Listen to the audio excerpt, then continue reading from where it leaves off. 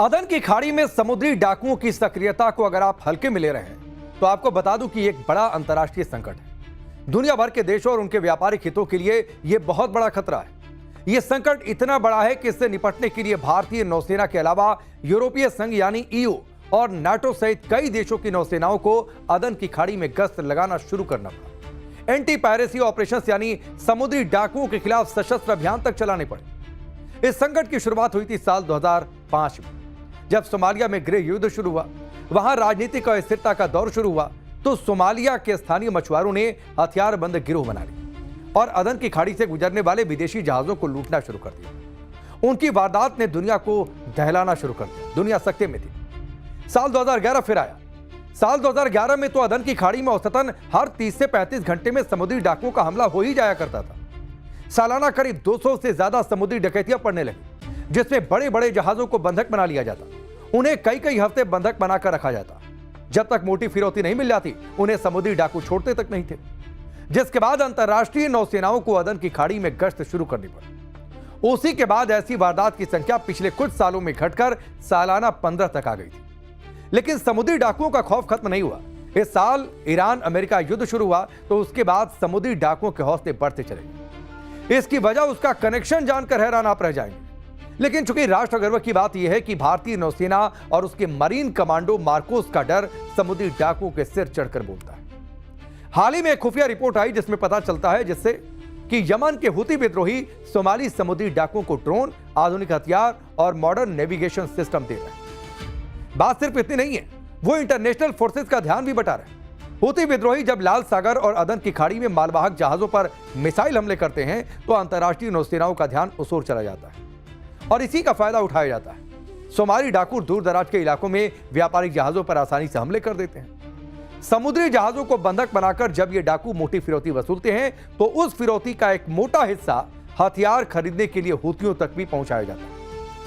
इस तरह अदन की खाड़ी में समुद्री डाकुओं को यमन के हुती विद्रोहियों का सीधा सपोर्ट मिलता है, जिन्हें ईरान और सीरिया का समर्थन हासिल है। हिजबुल्लाह, हमास और इराकी शिया मिलिशिया भी पैसे लेकर समुद्री डाकुओं को हर तरह के आधुनिक हथियार मुहैया कराते हैं, गोरिल्ला वॉर और समुद्री लड़ाई की ट्रेनिंग भी देते हैं। यही वजह है आम व्यापारिक जहाजों के लिए अदन की खाड़ी के सकरे और भूल भुलैया जैसे रास्तों में समुद्री डाकुओं के गैंग से निपटना मुश्किल हो जाता है। आप जानकर हैरान हो जाएंगे कि समुद्री डाकू कितनी बड़ी बड़ी हिमाकत कर रहे हैं। इसी साल की एक घटना आपको बताता हूं। 1 अप्रैल को हिंद महासागर में अमेरिकी युद्धपोत यूएसएस निकोलस गश्त लगा रहा था। समुद्री डाकुओं ने अदन की खाड़ी में उस पर हमला बोल दिया था, उसे घेर कर गोलीबारी कर दी थी। तब इंटरनेशनल मीडिया में इसकी काफी चर्चा भी हुई। ऐसे में जिस तरह भारतीय सेना हिंद महासागर की कस्टोडियन बनकर सामने आई, वो अपने आप में एक राष्ट्र गर्व की कहानी। भारतीय नौसेना अक्टूबर 2008 से अदन की खाड़ी और हिंद महासागर में समुद्री डाकुओं के खिलाफ लगातार अभियान चला रही है। भारत को इस क्षेत्र में फर्स्ट रिस्पॉन्डर यानी ऐसे हमलों का पहला जवाब देने वाला देश माना जाता है। आप यह जानकर राष्ट्र गर्व से भर जाएंगे कि साल 2008 से अभी तक भारतीय नौसेना ने 3000 से ज्यादा, संख्या याद करिएगा, 3000 से ज्यादा व्यापारिक जहाजों को अदन की खाड़ी से सुरक्षित रास्ता पार करवाया, उन्हें समुद्री डाकुओं के हमले से बचाया। इसमें राष्ट्र गर्व की दर्जनों कहानियां हैं। कई ऐतिहासिक ऑपरेशन हैं जिन्हें आपको जानना चाहिए। समुद्री डाकुओं के खिलाफ बड़ी कार्रवाई भारतीय नौसेना ने नवंबर 2008 में की। तब हमारे युद्धपोत आईएनएस ताबर को पहली बार अदन की खाड़ी में तैनात किया गया था। आईएनएस ताबर ने तब समुद्री डाकुओं के एक बड़े मुख्य जहाज को गोलीबारी कर समुद्र में डुबो दिया। समुद्री डाकुओं ने एक भारतीय कार्गो जहाज को लूटने की कोशिश की थी। इसी तरह सितंबर 2010 में भी हुआ। भारतीय नौसेना के युद्धपोत आईएनएस दिल्ली ने अदन की खाड़ी में समुद्री डाकुओं के कई बोटों और जहाजों को गोलीबारी कर ध्वस्त कर दिया और 12 से ज्यादा व्यापारिक जहाजों को एस्कॉर्ट करते हुए उस पूरे इलाके से सुरक्षित निकाला। साल 2011 आया। भारतीय नौसेना और कोस्ट गार्ड ने मिलकर ऑपरेशन आइलैंड वॉच चलाया था। यह समुद्री डाकुओं के खिलाफ एक बड़ा अभियान था जिसमें 60 से ज्यादा समुद्री डाकुओं को पकड़ा गया। तो ये कई सारे ऐसी फहरिस्त ऐसे ऑपरेशन थे। यहां आपको ऑपरेशन संकल्प के बारे में मैं बताना चाहता हूं, जो कि मोदी सरकार का बेहद महत्वाकांक्षी मिशन है और इसके बारे में आपको जरूर जानना चाहिए। इसे साल 2019 में हिंद महासागर में समुद्री डाकुओं से निपटने के लिए भारतीय नौसेना ने खास तौर से लॉन्च किया और ऑपरेशन संकल्प के तहत वो समुद्री डाकुओं के खिलाफ लगातार अभियान भी चलाती है। इस साल 1 जुलाई को व्यापारिक जहाज एमवी गोल्डन आर्सेनल को इसी के तहत भारतीय नौसेना ने समुद्री डाकुओं से बचाया। ऑपरेशन संकल्प के तहत समुद्री डाकुओं से निपटने के कई बड़े ऑपरेशन भारतीय नौसेना चला चुकी है। 5 जनवरी 2024 को भारतीय युद्धपोत आईएनएस चेन्नई ने एक बड़े कार्गो जहाज वीएसएमवी लीला नॉरफोक की किडनैपिंग की कोशिश नाकाम कर दी थी। इस जहाज पर कुल 21 क्रू मेंबर थे, 15 भारतीय थे। समुद्री डाकू इसे अगवा करके सोमालिया में अपने गुप्त ठिकाने पर ले जा रहे थे। तब भारतीय नौसेना के मार्कोस कमांडोज ने बड़े ऑपरेशन को अंजाम दिया, जिससे डरकर समुद्री डाकू तुरंत वहां से भाग गए। इसी तरह मार्च 2024 में भारतीय युद्धपोत आईएनएस कोलकाता ने एक बड़े ऑपरेशन को अंजाम दिया जो 40 घंटे तक चला। इसके जरिए माल्टा के व्यापारिक जहाज एमवी रुएन और उसके चालक दल के 17 बंधकों को समुद्री डाकुओं से छुड़ाया गया, जिसे समंदर में अगवा कर लिया गया था। तब 35 खूंखार समुद्री डाकुओं ने भारतीय नौसेना के सामने आत्मसमर्पण कर दिया।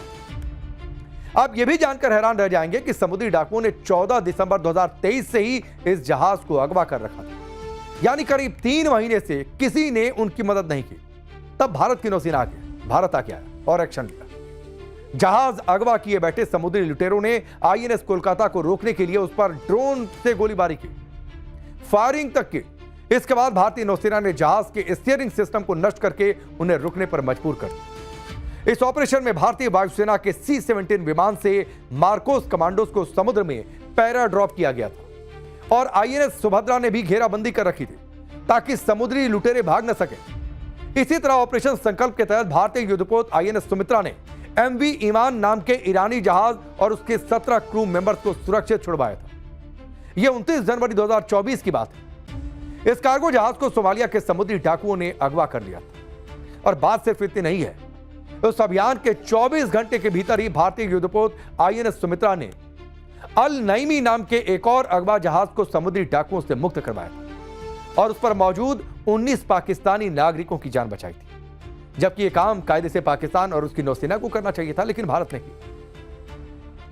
इसी साल मई में भारतीय नौसेना ने इंटरनेशनल कार्गो शिप एमवी माशाअल्लाह की किडनैपिंग की प्लानिंग नाकाम कर दी। सोमालिया के समुद्री डाकुओं ने इसे अदन की खाड़ी में घेर रखा था, लेकिन इसकी भनक मिलते ही भारतीय युद्धपोत आईएनएस कोलकाता मौके पर पहुंचा। इसके बाद समुद्री डाकुओं को वहां से भागना पड़ा। भारत को देखते समुद्री व्यापारिक जहाजों को समुद्री डकैतों से बचाने के लिए ऐसे भारतीय अभियान दुनिया भर में सुर्खियां बटोरते हैं। एक तस्वीर आपके सामने देखिए टेलीविजन स्क्रीन पर। यह तस्वीर इसी 21 जुलाई की है, जब भारत में तैनात चीन के डिफेंस स्ट्रैटेजी यानी रक्षा राजनयिक रियर एडमिरल यू जियान ने एक सार्वजनिक कार्यक्रम में भारतीय नौसेना की तारीफ की, थैंक यू कहा, एहसान माना।